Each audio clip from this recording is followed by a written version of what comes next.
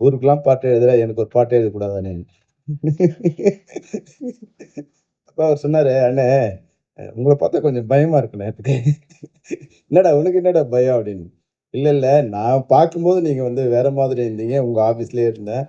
அப்ப வந்து உங்க பார்த்தா எனக்கு வந்து பாட்டு வரமாட்டேங்குதுன்னு." அதனால வந்து அவர் வந்து அந்த இதோட ஆனா, நான் பார்த்த மிகச்சிறந்த மனிதர்கள். அவர் வந்து ஒரு ஞான திருக்கன். அது இவர் சொன்னார் இல்லையா? நம்ம லிங்குசாமி.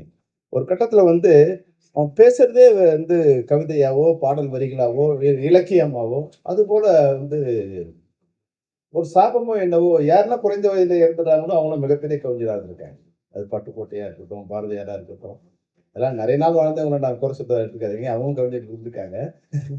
ஆனா இவன் வந்து என்னன்னா, அந்த உச்சம் வந்து எனக்கே அவன பார்த்தா அவர் பார்த்தா ஷாக்கா இருக்கும். எது பேசினாலும் வந்து அது வந்து ஒரு ஒரு அந்த வரியில வந்து ஒரு பெரிய உயிரும், மிகப்பெரிய விதைகளும் அதுக்குள்ள ஒளிஞ்சிருக்கு.